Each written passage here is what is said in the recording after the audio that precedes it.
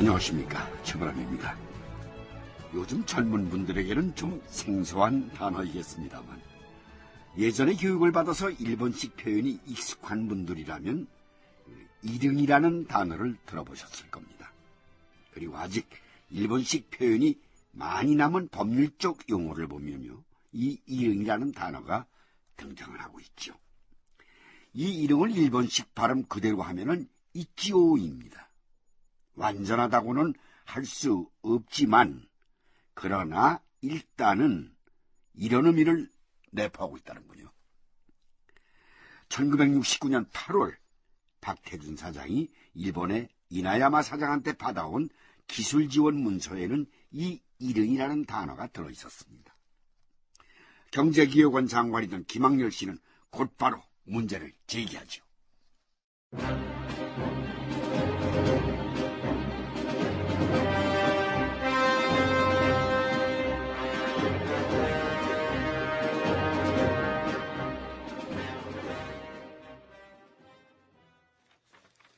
100만 톤 규모의 포항 제철소 건설 계획을 검토한 결과 일응 타당성이 있다고 판단되며 추후 자세한 검토가 필요하다. 여기서 이 일응이 문제다 이거요. 다시 그 사람들을 만나셔서 일응을 빼고 문서를 작성해 오시오. 부총리님, 일본에서 방금 도착했습니다. 일본 경제계에서는 유례가 없다고 하는데 겨우 부탁해서 만들어 온 문서입니다. 그런데 일본으로 다시 가라니요. 처음에 문서를 만들 때부터 박 사장께서 제대로 검토했더라면 이런 일이 없었을 거 아니요. 이 일응이 나중에 문제가 된다니까. 문제 안 됩니다. 왜 문제가 됩니까? 일응의 뜻을 몰라요? 다시 설명해요. 부총리님, 일본 철강회사 사장들은 이미 휴가를 떠났습니다. 이거를 들고 휴가지로 찾아가는 것도 대단한 결례입니다. 그리고 한일 강요 회담까지 이제 겨우 이틀밖에 남지 않았어요. 다행히 이틀이라도 남았어요. 글쎄, 제가 볼 때는 그 정도의 표현은 문제가 안 됩니다. 그런 식의 태도로 일을 했으니까 기사한테 우리가 그렇게 당했던가 아요. 저는 못 갑니다. 나는 이 문서로는 한일 강요 회담 못합니다. 부총리님, 그 사람들이 뭐라고 하겠습니까? 아니, 제가 얼마나 우스운 사람이 되겠습니까? 박 사장이 우스운 사람 좀 되는 게 뭐 그리 대수요? 천에 하나, 만에 하나 이 일이 잘못되면은 우리나라 경제가 백척간두에 서는 일인데. 아시다시피 기사도 이제 손을 뗀다고 공식 서한을 보내왔어요. 우리한테는 일본밖에 없다니까요. 일본하고 일이 안 되면은 이제 끝입니다. 다녀오세요. 아직 이틀 여유 있습니다. 그 이틀을 방바닥에 누워서 보내실 겁니까?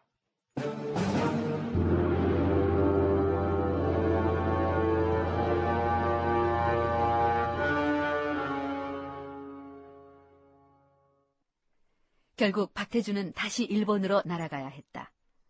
무거운 마음으로 야타제철에 이나야마 사장을 찾았을 때 비서가 그를 맞았다. 이거 어쩌죠? 이나야마 사장님께서는 하코네로 휴가를 떠나셨습니다. 너무 급한 일이어서 그럽니다만 연락을 좀 취해 주실 수 없으십니까? 급한 일이라는 게 뭡니까? 이게 최근 이나야마 사장께서 작성해 주신 기술 지원 문서입니다만 여기 이 부분 일응 타당성이 있다 해서 일응이라는 단어가 문제가 될 수도 있을 것 같아가지고 이 일응을 빼고 다시 문서를 작성했으면 합니다. 예? 만에 하나 이 일응이라는 단어가 문제가 될 경우에 일본에서는 관용적으로 쓰는 말입니다. 그러나 우리 한국에서의 일응은 그렇지 않습니다. 문제가 될 소지가 분명히 있다고 판단이 됩니다. 죄송합니다. 하코네로 연락하는 일은 불가능합니다. 이런 일로 연락을 한다면 사장님께서 제게 불호령을 내리실 겁니다. 그래도 이 일은 중요한 일이라서. 지금까지 휴가지에 계신 사장님께 업무 연락드린 일은 없었습니다. 워낙에 싫어하시는 일이어서요. 죄송합니다. 도와드리지 못해서.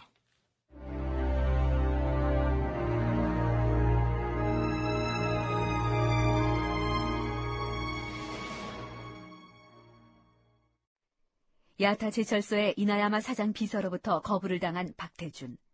그는 어쩔 수 없이 그의 후견인 역할을 해준 야스오카 마사하스를 찾았다.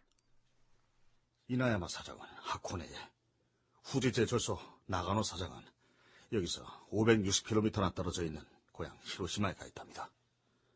도쿄에 계신 분은 오직 니혼 관관의 아카사카 사장뿐입니다. 우리 박 사장께서 딱하게 됐군요.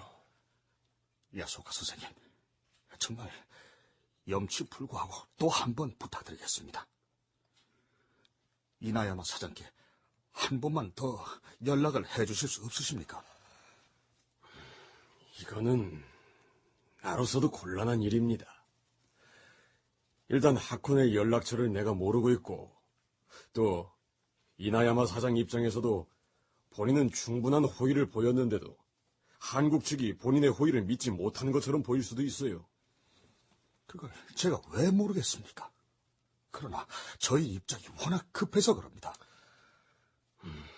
내가 하나 물어보겠습니다. 예, 새로 문서를 작성해 오라고 하신 분이 김학렬 부총리라고 했나요? 예. 그분이 뭐랄까요, 좀 유별나다는 것은 일본에까지 소문이 나 있습니다. 그분이 부당한 명령을 내렸다면 그런 명을 내린 사람을 설득하는 방법도 있지 않았습니까? 한국에서는 조금이라도 높은 사람의 명이라면 무조건 따라야 하는 겁니까? 그런 건 아닙니다. 제가 판단해서 부당한 명령이었다면 끝까지 설득했거나 아니면 거절을 했을 겁니다. 그런데 그분이 그러더군요. 이제 일본이 아니면 우리 경제는 백척간두에 서는 거라고요. 그때 문득 이런 반성이 들었습니다. 내가 다시 일본으로 가기 싫었던 마음이 체면이 깎인다는 생각 때문은 혹시 아니었나? 내 몸이 힘들어서 혹시 그런 건 아니었나? 내 체면부터 생각하는 마음, 내 육신의 편안함부터 생각하는 게으름이 우리 한국 경제를 벼랑 끝으로 내모는 행동이면 어쩌나. 네. 그래서 다시 온 겁니다. 야소카 선생님, 도와주십시오. 잘 될지는 모르겠습니다만 내가 한번 연락을 해보겠습니다. 그 길로 야스오카는 야타 제철의 이나야마 사장 비서실로 전화를 걸어 다시 한번 간곡히 부탁을 하게 된다. 야스오카의 청을 거절하지 못한 비서는 하코네에 있는 이나야마에게 연락을 취했고 예상외로 이나야마는 흔쾌히 박태준의 부탁을 들어주었다.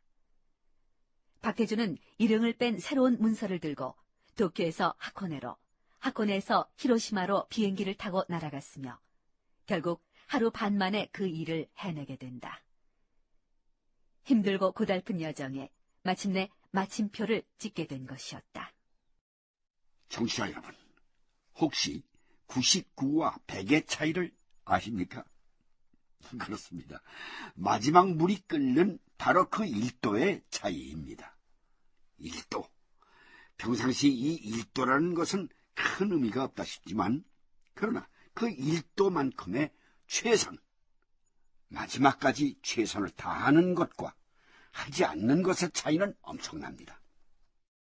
바로 1도의 마지막까지 우리는 최선을 다했습니다. 이제 남은 것은 그에 대한 결과였습니다. 그 결과는 1969년 8월 26일 한일 강요회담에서 드러납니다. 1969년 8월 26일 오후 도쿄 아카사카의 영빈관에서는 제3차 한일 강요회담이 열렸다.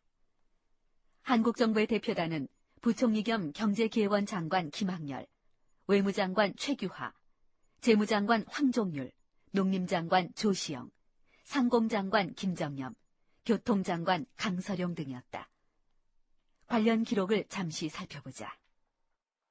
이미 수개월 전에 정해졌던 회담 의제에는 포항 종합제철 프로젝트는 상정되어 있지 않았다. 그러나 강요회담이 열리기 얼마 전부터 일본으로 건너온 박태준과 정문도 등의 맹렬한 로비로 일본은 이것을 공식 의제로 채택하는 데 동의하게 되었던 것이다. 회담 이틀째 되는 날, 포항종합제철 프로젝트는 의제로 상정이 되었다. 그런데 생각밖에 일본 정부에서는 신중한 태도를 취하기 시작했다. 그런데 생각밖의 일본 정부에서는 신중한 태도를 취하기 시작했다. 계속해서 관련 기록이다. 당시 일본 정부는 경제적 타당성이나 자국의 재정 상태를 내세워 소극적인 태도를 보였다. 일본 외무성은 다소 긍정적이었지만 통산성은 부정적인 태도를 보일 만큼 각 부처 간의 입장도 달랐다. 일본 정부의 속마음은 자국 산업과의 경쟁 관계를 의식한 태도였다.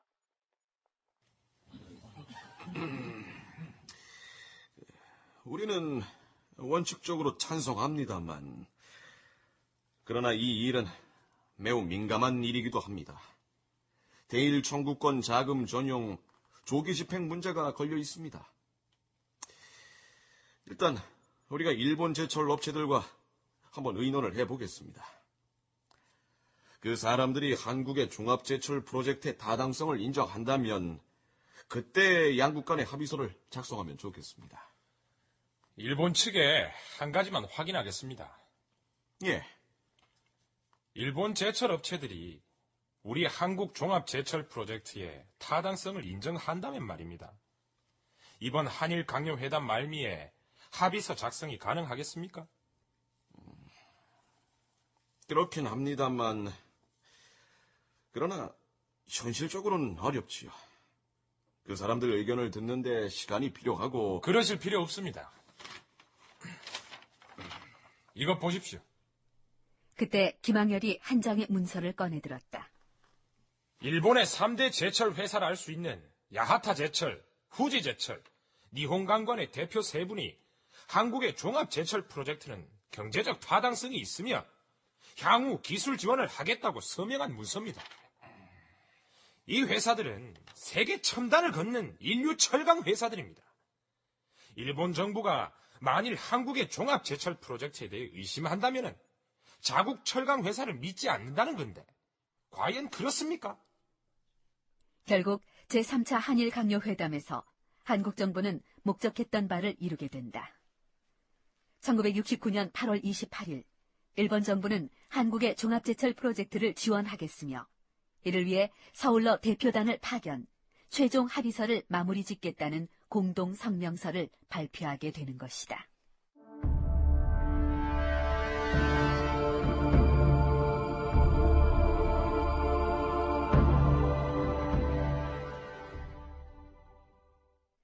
이로써 대한민국의 종합제철 프로젝트는 큰 고비를 넘기게 된다. 한편 일본의 후쿠다 대장상은 포철의 외자 조달에 세계은행이 참여해주길 바란다는 공식 입장을 천명한다. 명분상이라고는 하지만 그러나 일본의 이와 같은 입장은 한국에게 부담이었다. IBRD는 약 6개월 전 한국의 종합제철 프로젝트는 경제적 타당성이 없다는 결론을 내리지 않았던가. 어쨌든 이와 같은 결론에 따라 그해 10월 IBRD 조사단이 내한하기로 결정된다. 게다가 조사단장은 이코크 3차 회의 당시 한국의 종합제철 차관 요청을 거부한 바 있었던 굿맨이었다. 그런데 뜻하지 않은 문제가 생긴다. 관련 기록이다. 굿맨이 한국에 도착한 직후 세계은행이 포항제철 건설에 긍정적인 평가를 내렸다는 기사가 언론에 보도되었다. 평가에 착수하기도 전인데 굿맨이 가만히 있을 리 없었다. 결국 펄쩍 뛰는 그를 달래기 위해 기획원 직원들이 동원되었다. 기획원 직원들은 서울 시내 한 요정으로 그를 데려갔다.